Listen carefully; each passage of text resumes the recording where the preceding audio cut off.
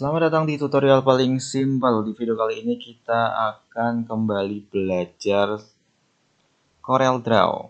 Dan di video kali ini kita akan membahas lebih lanjut apa yang disebut menu shadow. Menu shadow adalah salah satu menu yang ada di toolbox. Tepatnya ada di sini.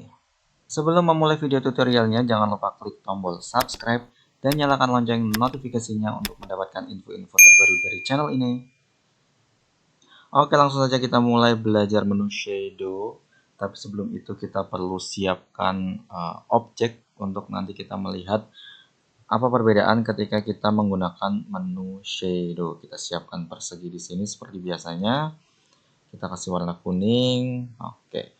Kita akan mencoba satu persatu menu yang ada di tool shadow. Kita ada shadow, ada contour, ada blending, ada distort, envelope, extrude, dan black shadow.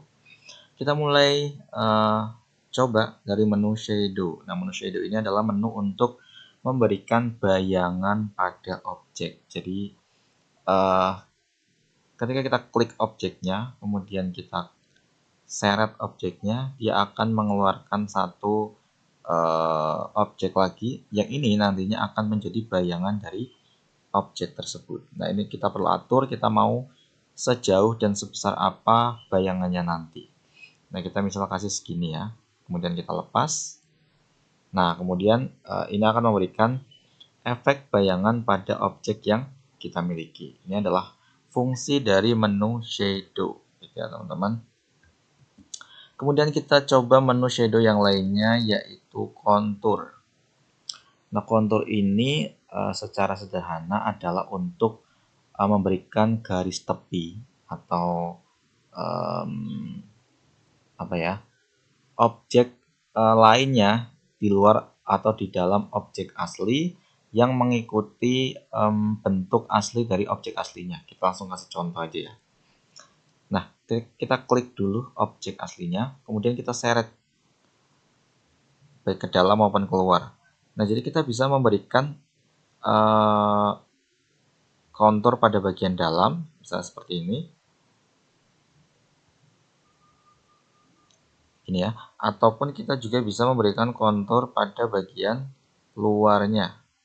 Tinggal kita atur sesuai apa yang kita butuhkan.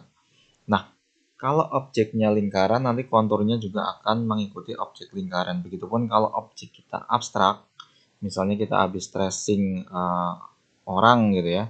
Nah, kita bisa memberikan kontur sesuai dengan bentuk dari objeknya gitu. Itu adalah fungsi dari menu kontur. Selanjutnya kita coba fungsi menu selanjutnya, yaitu blend. Nah, blend ini adalah berfungsi untuk menggabungkan dua objek ya teman-teman. Jadi kita misalnya buat satu objek lagi. Nah, dengan fungsi blend kita bisa menggabungkan kedua objek ini.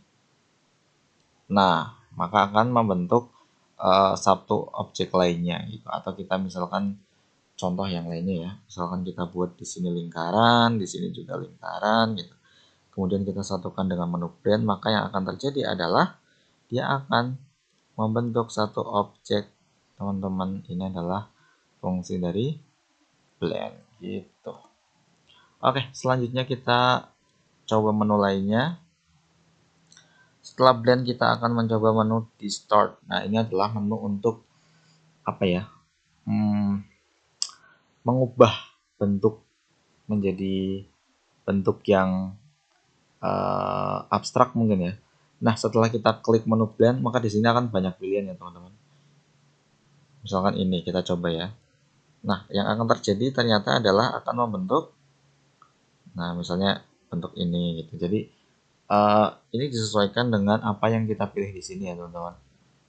Misalnya dengan ini kita bisa begini, atau kita bisa membuat apa nih?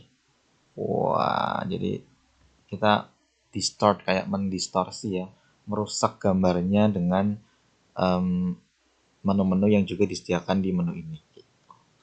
Selanjutnya kalau kita coba menu envelope. Nah, envelope ini fungsinya untuk memodifikasi bentuk objek. Nah, ini sebenarnya hampir mirip ya seperti menu shape, menu ini ya, menu shape yang ada di sini. Setelah kita klik menu shape juga akan muncul berbagai banyak pilihan ya untuk modifikasinya.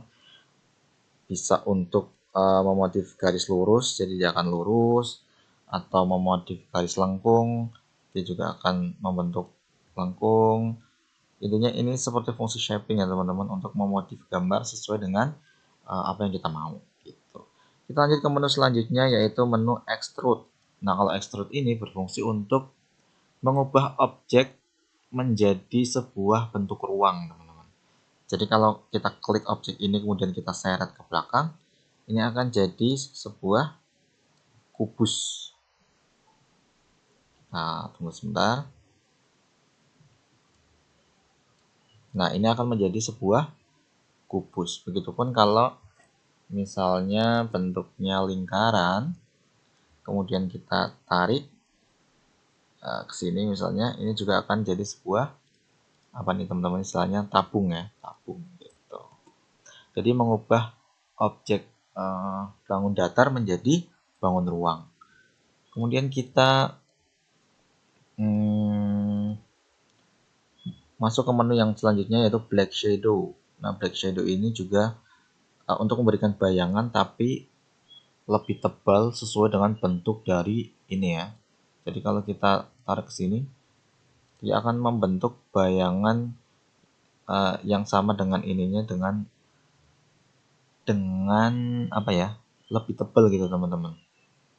Nah, fungsi shadow ini juga biasanya kita pakai untuk memberikan efek-efek pada font dalam sebuah pembuatan desain grafis gitu ya. Misal di sini kita tulis Dimas misalnya. Kita bisa memberikan font ini beberapa kita bisa memberikan efek juga pada font dengan tool shadow. Kita misalnya bisa memberikan bayangan misalnya ya.